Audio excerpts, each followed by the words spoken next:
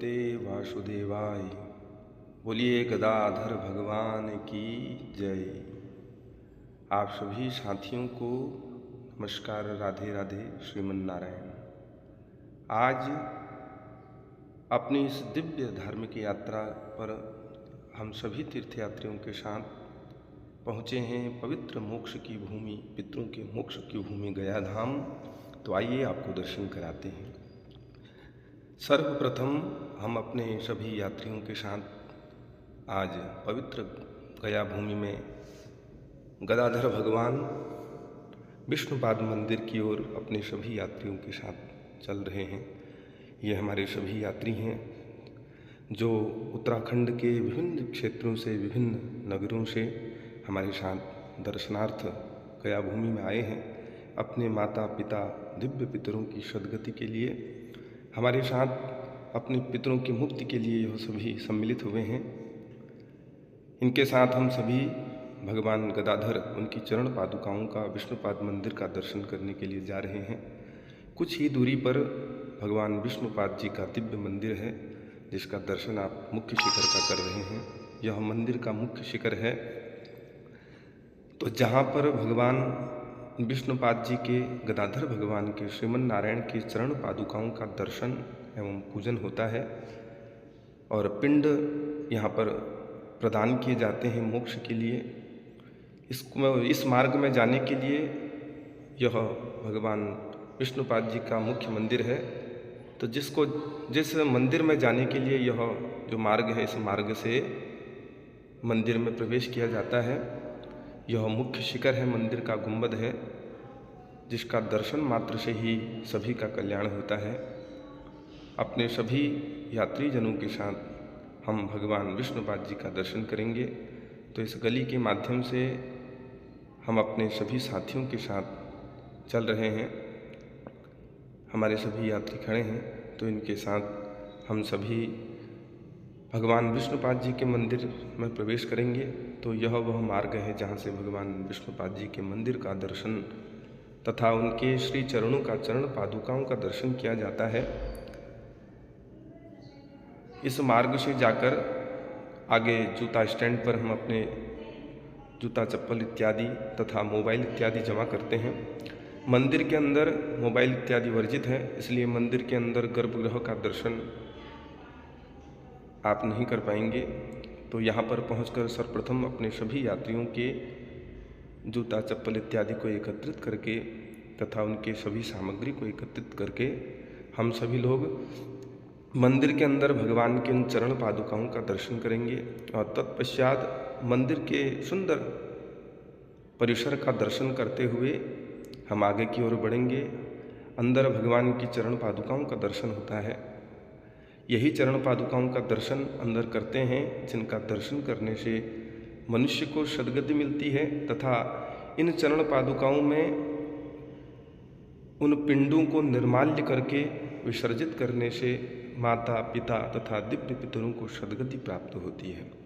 तो यहाँ पर श्राद्ध किया जाता है पितरों के निमित्त तीर्थयात्रियों द्वारा, तथा उन सभी पिंडों को भगवान की इन चरण पादुकाओं में विसर्जित किया जाता है, जिससे कि वह सदा सदा के लिए भगवान के श्री चरणों में विलीन हो जाते हैं और सद्गति को प्राप्त करते हैं। भगवान के दैदीप्यमान स्वरूप को प्रदान करते हैं, उनके सायुज्य पद को प्राप्त करते हैं।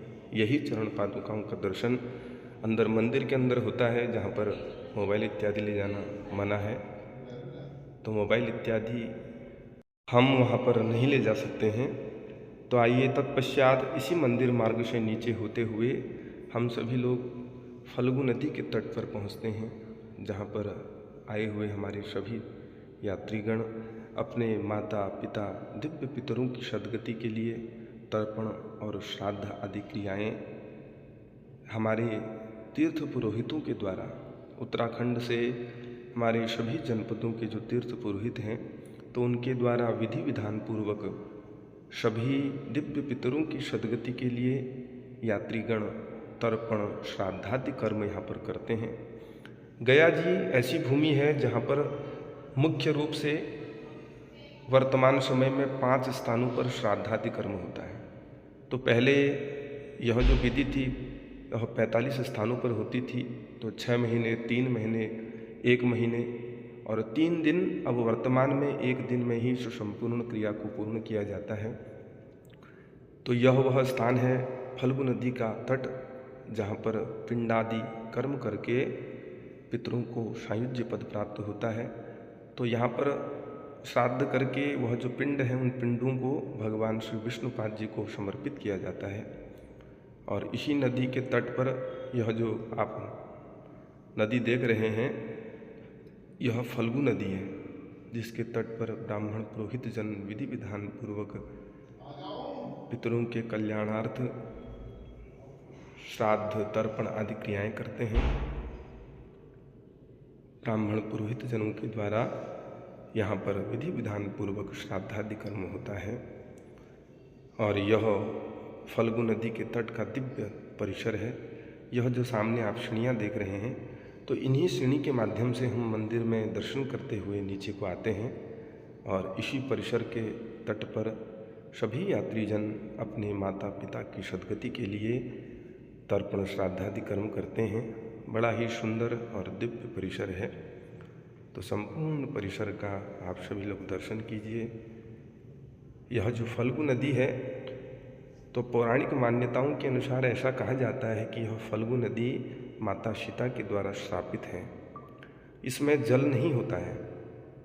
तो जब पूर्व समय में जब यहाँ पर श्राद्धादि कर्म किया जाता था, तो बहुत खोदने के पश्चात, इसमें रेत भरी होती है, बहुत खोदने के पश्चात इसमें जल निकलता था। किंतु वर्तमान समय में, आधुनिक समय में ऊपर डैम बन चुका है, तो डैम से जल छोड़कर इस फल्गु नदी को पूर्ण किया जाता है। और सभी यात्रीजन इसमें स्नान आदि करके अपने जीवन को मुक्त करते हैं। सामने यहाँ पर श्मशान भूमि भी है। और ऊपर यह जो आप वट वृक्ष देख रहे हैं, तो यह वट वृक्ष अक्षय वट की ही एक शाखा है। इसी के समीप में विष्णुपाद जी का मंदिर है। और यह दिव्य परिसर, जहाँ पर देश भर से आए हुए अनेक यात्री अपने माता पिता की सद्गति के लिए क्रिया करते हैं। सामने आप जो पुल देख रहे हैं, तो वह डैम है। उस डैम से ही यहाँ पर जल छोड़ा जाता है, जो जल फल्गु नदी में समाहित होता है। और यहीं से सभी यात्रीजनों का कल्याण होता है। सामने आप जो पहाड़ी देख रहे हैं, वह पहाड़ी सीताकुंड नाम से विख्यात है, जहाँ पर माता सीता ने अपने ससुर महाराजा दशरथ जी के लिए श्राद्धादि कर्म किया। अभी आगे की यात्रा में आप उस तीर्थ का भी दर्शन करेंगे, जहाँ पर पिंडदान करने से पितरों को मुक्ति मिलती है। तो यह वही तट है जहाँ पर माता सीता ने अपने ससुर दशरथ जी के लिए पिंडदान क्रिया की थी, जिसे सीता कुंड के नाम से जाना जाता है। और सामने जो आप पुल देख रहे हैं, तो उसी सड़क के माध्यम से करीब यहाँ से 2 किलोमीटर की दूरी के पश्चात वहाँ पर जाकर श्राद्धादि कर्म हमारे सभी यात्रीजन अपने दिव्य पितरों की सद्गति के लिए करेंगे। और यह दिव्य परिसर फल्गु नदी के तट श्री विष्णुपाद मंदिर का समीप तट है।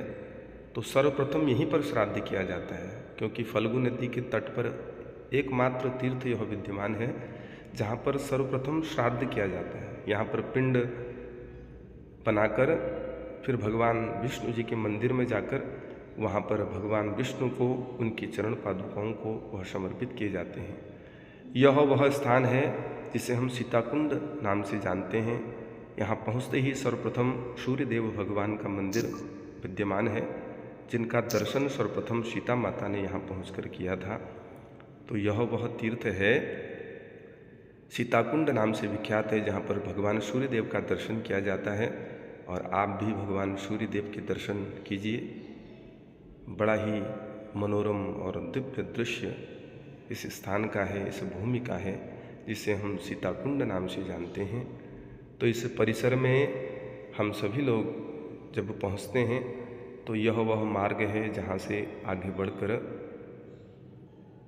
फल्गु नदी के तट पर जाया जाता है। फल्गु नदी के एक तट पर विष्णुपाद जी का मंदिर है और दूसरे तट पर यह सीताकुंड नाम से परम पवित्र दिव्य स्थान है, जिनका दर्शन मात्र करने से सभी कामनाएं पूर्ण होती हैं। ऊपर आप जो स्थान देख रहे हैं, यह सीताकुंड नाम से विख्यात है। तो सीताकुंड जाने के लिए यह मार्ग है। इन सीढ़ियों से चढ़कर हम सीताकुंड तक पहुँचते हैं। यह प्रवेश द्वार है सीताकुंड। सीताराम कुंड का प्रथम दर्शन प्रवेश द्वार यहाँ पर से है। तो इस मार्ग से जाकर हम सीताकुंड में पहुँचते हैं, जहाँ पर दर्शन करके सभी कामनाएं पूर्ण होती हैं और अमरत्व की प्राप्ति होती है, पितरों को दिव्य गति प्राप्त होती है। इस मार्ग से आगे बढ़ते हुए सुंदर सुंदर दिव्य मंदिरों का दर्शन हमें प्राप्त होता है और संपूर्ण विश्व भर से सभी यात्रीजन, दर्शनार्थी जन, श्रद्धालु जन, गुणी जन अपनी अपनी कामनाओं को पूर्ण करने हेतु यहाँ पर पहुँचते हैं। तो श्रीमद् भागवत कथा हेतु कुछ श्रद्धालु जन यहाँ पर विद्यमान हैं। कलश यात्रा के द्वारा वह श्रीमद् भागवत कथा श्रवण करने हेतु यहाँ पर आए हुए हैं। तो ढोल नगाड़ों की ध्वनि के साथ अपने सभी श्रद्धालु जनों के साथ यहाँ से पवित्र जल लेकर वह श्रीमद् भागवत कथा ज्ञान यज्ञ का शुभारंभ करेंगे। यह तट फल्गु नदी का दूसरा तट है, जहाँ पर सुंदर सुंदर मंदिर विद्यमान हैं और सभी दर्शनार्थी अपनी कामनाओं को पूर्ण करने हेतु स्नान करते हुए, पिंडदान करते हुए, दर्शन करते हुए अपने दिव्य पितरों की सद्गति के लिए यहाँ पर क्रियाएं करते हैं। और सामने जो स्थान है वह सीताकुंड है। सीताकुंड दशरथ जी के हाथ का भी दर्शन यहाँ पर होता है। तो इस पवित्र स्थान का दर्शन करके सभी कामनाएं पूर्ण होती हैं। दशरथ जी के हाथ का प्रमुख दर्शन भी यहाँ पर होता है और इन सभी तीर्थों का दर्शन करते हुए सभी कामनाएं पूर्ण होती हैं। तत्पश्चात इस दिव्य परिसर का दर्शन करते हुए हम पहुँचते हैं फल्गु नदी के इस दिव्य धारा की ओर।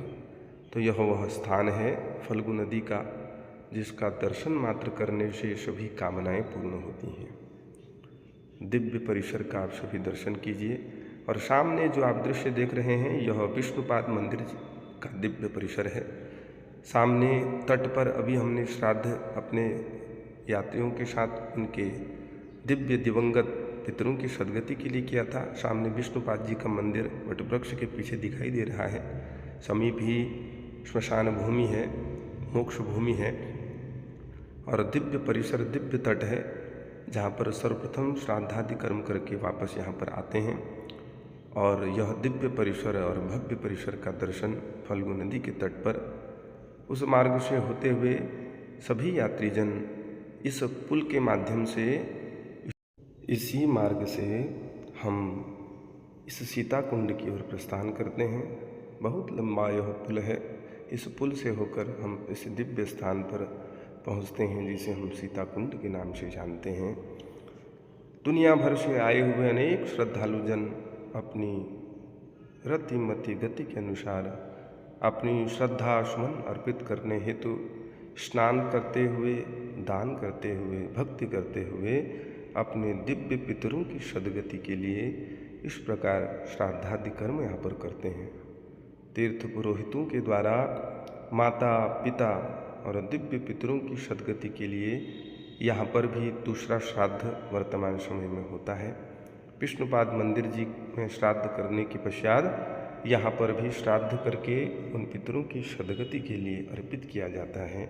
जिस प्रकार माता सीता ने महाराजा दशरथ जी के मोक्ष की कामना हेतु यहाँ पर श्राद्ध किया और उनको दिव्य मोक्ष पद प्राप्त हुआ, तो इसी भावना के साथ हम सभी भी यहाँ पर श्राद्धादि कर्म करते हैं। और उसके पश्चात हम अपने पितरों की मुक्ति के लिए जो तीसरा दर्शनीय स्थल है वह है प्रेतशिला।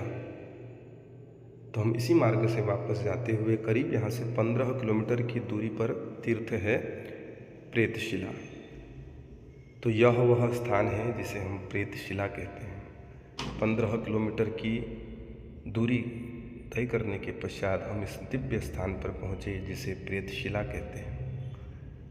इस प्रेतशिला में पूर्व समय में जब श्राद्ध करते थे तो आगे मार्ग है जहाँ पर करीब 700 सीढ़ियाँ हैं। उन 700 सीढ़ियों से ऊपर चढ़ते हुए प्रेतशिला की मुख्य भूमि है, जहाँ पर श्राद्ध करके पितरों को मुक्ति मिलती है।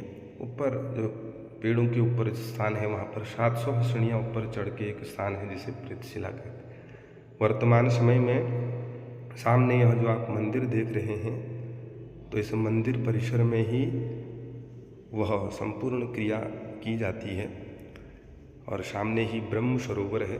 यहाँ पर 5 दर्शनीय स्थल हैं: प्रेतशिला, ब्रह्म सरोवर, रामशिला, राम सरोवर और काकबली नामक यह 5 स्थान हैं। यह ब्रह्म सरोवर तट है, तो जहाँ पर श्राद्धादि कर्म करके इस ब्रह्म सरोवर में ही स्नान आदि करके इनका दर्शन करके पितरों को मुक्ति के लिए यहाँ पर कामना प्रार्थना की जाती है। इस दिव्य परिसर के समीप ही अनेक प्रकार से श्रद्धालुजन अपनी भक्ति अनुसार, अपनी सामर्थ्य अनुसार पितरों की मुक्ति के लिए, उनकी सद्गति के लिए श्राद्धादि कर्म यहाँ पर करते हैं। सभी श्रद्धालुजन, सभी तीर्थयात्री जन अपनी भावनानुसार, अपनी सामर्थ्यानुसार अपने पितरों की सद्गति के लिए श्राद्धादि कर्म तीर्थ पुरोहितों के द्वारा कर रहे हैं। यह सभी यात्रीजन अपने पितरों की सद्गति के लिए श्राद्धादि कर्म यहाँ पर कर रहे हैं। तीर्थ पुरोहितों के द्वारा विधि विधान पूर्वक यह संपूर्ण क्रिया संपादित की जाती है और विधि अनुसार तीर्थों में उनके सद्गति के लिए यह कर्म किया जाता है। यह तीसरा वह स्थान है। पहला स्थान विष्णुपाद मंदिर, दूसरा सीता कुंड और तीसरा यह प्रेतशिला, जहाँ पर श्राद्धादि कर्म करके दिव्य पितरों की सद्गति के लिए प्रार्थना की जाती है। उन सभी पिंडों को उस प्रेतशिला में समाहित कर, सम्मिलित कर पितरों की मुक्ति के लिए प्रार्थना की जाती है। इसी परिसर में एक पीपल का यह वृक्ष है और जहाँ पर सभी कामनाएं पूर्ण होती हैं। उन मृत आत्माओं की मुक्ति के लिए सभी प्रार्थना करते हैं। और यह जो दिव्य सरोवर आप देख रहे हैं, इसे ब्रह्म सरोवर, ब्रह्म कुंड नाम से जाना जाता है। तो इसका भी दर्शन करने से, इसमें स्नान करने से जीव को मुक्ति मिलती है, सभी बंधनों से जीव मुक्त होता है। यह दिव्य परिसर है जहाँ पर सभी श्रद्धालुजन अपने दिव्य पितरों की सद्गति के लिए, मुक्ति के लिए श्राद्धादि कर्म करते हैं और यात्रीजन दर्शन करने भी यहाँ पर दर्शनार्थ आते हैं। इस दिव्य परिसर में दर्शन करने से भी सभी कामनाएं पूर्ण होती हैं और गया जी का यह मुख्य दर्शनीय स्थल भी है। सभी यात्रीजन यहाँ पर आकर दर्शन करते हैं। यह सामने जो मंदिर परिसर है, यह भगवान शंकर का, महादेव का मंदिर है। यहाँ पर भगवान शंकर जी का दर्शन होता है। वह साकार और निराकार रूप में यहाँ पर विद्यमान है। मंदिर में भगवान साकार रूप तथा लिंग रूप, निराकार रूप में विद्यमान है। बड़ा ही सुंदर भगवान का यह मंदिर है। भगवान के इन सभी साकार निराकार रूपों का दर्शन करते हुए यह जो आगे का मार्ग है, यह मार्ग उस प्रेतशिला की ओर जाता है। तो गया जी में आकर प्रेतशिला में पितरों की मुक्ति के लिए पिंड दान करने की मान्यता है। धार्मिक मान्यता, पौराणिक मान्यता, शास्त्रीय मान्यता अनुसार यह वह स्थान है जो पितरों को अवश्य ही मुक्ति प्रदान करता है। जीवन में किसी प्रकार से भी पाप हों, दुराचार हों, कुछ भी हमने ऐसा कृत्य किया हो तो वह अवश्य ही मुक्ति को देने वाला होता है। तो यहाँ पर आकर प्रार्थना करने से उन्हें अवश्य ही मुक्ति मिलती है। और इसी परिसर में कुछ आश्रम हैं। एक यह दिव्य आश्रम है जहाँ पर अनेक प्रकार से साधु संत निरंतर तप करते हुए, जप करते हुए, भगवान का ध्यान सुमिरन करते हुए प्रार्थना निरंतर भगवान से करते हैं।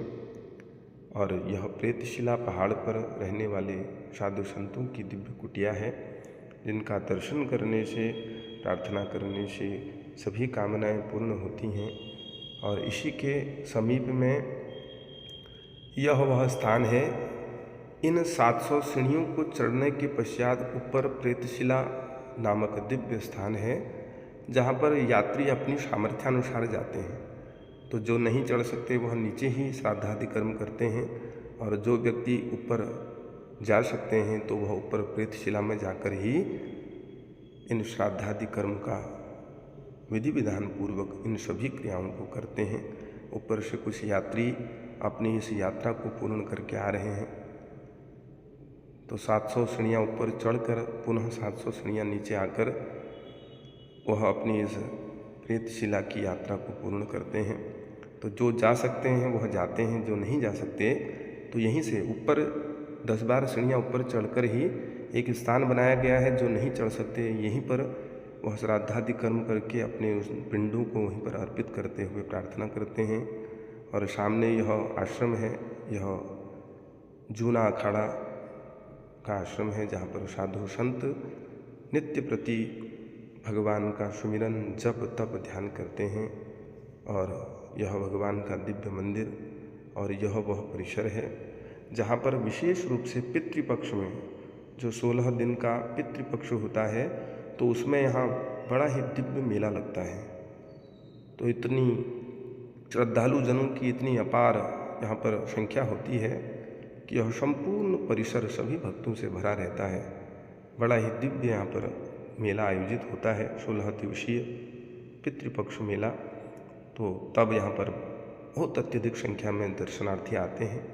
और आने वाले समय में अब माघ के महीने में यहाँ पर मेला लगता है, तो तब भी यहाँ पर बहुत से दर्शनार्थी भारतवर्ष से संपूर्ण विश्व से यहाँ पर दर्शनार्थी यात्रीजन आते हैं, जो दर्शन करते हुए अपने पितरों की उत्तम गति के लिए प्रार्थना करते हैं और उन सभी की इच्छा कामना पूर्ण होती है।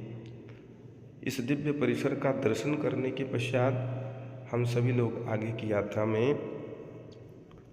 की यात्रा में बढ़ते हुए अक्षय वट की ओर प्रस्थान करेंगे। इस दिव्य परिसर में दर्शन करके सभी की कामना पूर्ण होती है, इच्छाएं पूर्ण होती हैं। अतः भगवान से प्रार्थना है कि इस दिव्य परिसर का दर्शन करने से आप सभी की भी इच्छाएं कामनाएं पूर्ण हों। और ऐसा विश्वास करते हुए हम सभी लोग अक्षय वट की ओर प्रस्थान करते हैं।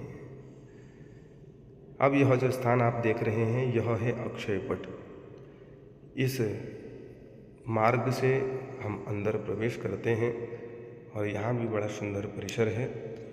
तो यह अंतिम स्थान है जहाँ पर पिंडदान इत्यादि कर्म किया जाता है। बड़ा ही दिव्य और भव्य सुंदर यह परिसर है। तो ऊपर अक्षय वट विराजमान है। ऐसी मान्यता है कि इस अक्षय वट की एक शाखा विष्णुपाद मंदिर में विद्यमान है और यह सभी प्रकार से अक्षय पुण्य को देने वाला है, जिसका कभी क्षय नहीं होता। ऐसे अक्षय पुण्य को देने वाला अक्षय वट है जिसका दर्शन करने मात्र से कामनाएं पूर्ण होती हैं। तो आइए आप सभी भी मेरे साथ इस अक्षय वट का दर्शन कीजिए और दर्शन करने से अपनी कामनाओं को पूर्ण करने के लिए प्रार्थना कीजिए। अपने मन में किसी भी कामना का उच्चारण करते हुए अक्षय वट का दर्शन करें और अवश्य ही आपकी सभी कामनाएं पूर्ण होंगी। तो इन सीढ़ियों के माध्यम से हम मंदिर में प्रवेश करते हैं और सामने यह सुंदर भवन है, कुटियाएँ हैं। और अब यह सामने अक्षय वट है जिसमें अनेक प्रकार से शाखाएँ हैं। अनंत शाखाओं से सुसज्जित यह दिव्य अक्षय वट। तो कहते हैं यहाँ पर किसी भी कामना को आप उच्चारण कीजिए मन में, वह अवश्य ही पूर्ण होती है। यह जो यात्रा है गया जी की यात्रा बिना अक्षय वट के दर्शन करने से पूर्ण नहीं होती। इसलिए यहाँ पर दर्शनार्थी नित्य प्रति आते हैं और अपनी अपनी कामनाओं इच्छाओं को यहाँ पर प्रकट करते हैं। और ऐसी मान्यता है कि आज तक सभी की कामनाएं पूर्ण हुई हैं। तो बड़ा ही दिव्य और भव्य यह अक्षय वट है। तो यात्रीजन पितरों की मुक्ति के लिए अंतिम श्राद्ध यहाँ पर करते हैं। यह दिव्य परिसर अक्षय वट का है, इसका आप सभी लोग दर्शन कीजिए। बड़ा ही दिव्य भव्य यह परिसर है। यह सभी कामनाओं को पूर्ण करने वाला है। अतः आप भी अपने मन में अक्षय वट जी का दर्शन करते हुए अपनी कामनाओं का उच्चारण करें और भगवान से प्रार्थना करें कि वह आपकी सभी कामनाओं को पूर्ण करें। और ऐसा विश्वास है कि अवश्य ही आपकी सभी कामनाएं पूर्ण होंगी। मन में उच्चारण करते हुए आप सभी लोग इस दिव्य अक्षय वट का दर्शन कीजिए और तत्पश्चात इस संपूर्ण परिसर का दर्शन करते हुए पास ही में एक सरोवर है जहाँ पर स्नान करने के पश्चात यात्रीजन अपने शरीर के संपूर्ण रोगों को, शोकों को दूर करने के लिए प्रार्थना करते हैं। तो सामने आप एक सरोवर देख रहे हैं, तो जिस सरोवर में स्नान करने से सभी कामनाएं पूर्ण होती हैं, अनुसुईया सरोवर नाम से यह विख्यात है। तो इसमें दर्शन करने से सभी कामनाएं पूर्ण होती हैं। बड़ा ही सुंदर दिव्य रमणीय यह स्थल है और बहुत बड़ा यह कुंड है, सरोवर है। यात्रीजन यहाँ पर दर्शन करते हैं, स्नान करते हैं, अपनी कामनाओं को पूर्ण करने हेतु यहाँ पर नित्य प्रति कामना करते हैं। इसी के समीप एक शक्तिपीठ भी है जिसे मंगला गौरी शक्तिपीठ कहा जाता है। तो वहाँ पर भी दर्शन करने से सभी कामनाएं पूर्ण होती हैं। तो मन में ही माता मंगला गौरी जी का स्मरण करते हुए उनसे प्रार्थना करते हैं कि वह हम सभी का कल्याण करें। और इसी सरोवर के निकट भगवान महादेव जी का एक दिव्य मंदिर है। उसके पश्चात सड़क मार्ग से होते हुए 200 मीटर दूर एक अंतिम स्थान है जिसे हम वैतरणी सरोवर कहते हैं। इस सड़क मार्ग से हम पैदल होते हुए 200 मीटर की दूरी पर अक्षय वट से निकलते हैं और जहाँ पर एक सुंदर और दिव्य स्थान है जिसे हम वैतरणी सरोवर कहते हैं, जहाँ पर गोदान करने की प्रथा है। यह वह स्थान है जिसे वैतरणी सरोवर कहते हैं। जब पितरों की मुक्ति के लिए हम संपूर्ण क्रिया करते हैं तो अंत में इस वैतरणी सरोवर में आकर हम वैतरणी गोदान अपने पितरों की मुक्ति के लिए करते हैं। और सभी यात्रीजन यहाँ पर आकर गौ माता के साथ वैतरणी गोदान करते हैं और प्रार्थना करते हैं कि इस वैतरणी मार्ग से वह हमारे दिव्य पितरों को भगवान के परम पद को प्राप्त करावें। और ऐसी मान्यता है कि संपूर्ण क्रिया करने के पश्चात, गया जी का दर्शन करने के पश्चात इस वैतरणी सरोवर में ही संकल्प लेकर व्यक्ति एक फल को छोड़ता है। माता पिता की उत्तम गति के लिए, उनके मोक्ष की प्राप्ति के लिए जो भी प्रिय फल हो, तो अपने जीवन में जो भी प्रिय फल है एक फल को यहाँ पर विसर्जित करना होता है। तो जीवन पर्यंत कभी उस फल को वह फिर दोबारा प्राप्त नहीं कर सकता। इस दिव्य सरोवर के तट पर आकर सभी यात्रीजन विधिवत यथाविधि से पितरों की मुक्ति के लिए श्राद्धादि कर्म करते हैं और वैतरणी गोदान करते हुए इस यात्रा को पूर्ण करते हैं। इस संपूर्ण यात्रा में आपने भी इस संपूर्ण यात्रा का दर्शन किया। अतः भगवान से प्रार्थना है, श्री गदाधर भगवान श्रीमन नारायण से प्रार्थना है कि इस यात्रा का दर्शन करने के पश्चात आपकी भी सभी कामनाएं पूर्ण हों। भगवान आपका भी मंगल करे, आपका भी कल्याण हो और भगवान हर प्रकार से आपकी इच्छाओं को, कामनाओं को पूर्ण करें। इस दिव्य स्थान पर आप जब भी आएँ तो इन सभी दर्शनीय स्थलों का आप सभी लोग दर्शन करें, गौ माता का दर्शन करें और इस संपूर्ण दिव्य स्थानों का दर्शन करते हुए अपने जीवन को मंगल करें। आज हरिबोधिनी एकादशी, प्रबोधिनी एकादशी, देवोत्थानी एकादशी। तो इस एकादशी पर इस दिव्य तीर्थ श्रीमन नारायण की पवित्र भूमि गया जी का दर्शन करके आप सभी का जीवन मंगलमय हो, आप सभी का कल्याण हो। इसी कल्याण की भावना के साथ आज की इस यात्रा को यहीं पर विश्राम लेते हैं और तत्पश्चात अब दिव्य धामों की दिव्य यात्रा को पुनः आपके सम्मुख प्रस्तुत करते हैं। ओम नमो भगवते वासुदेवाय।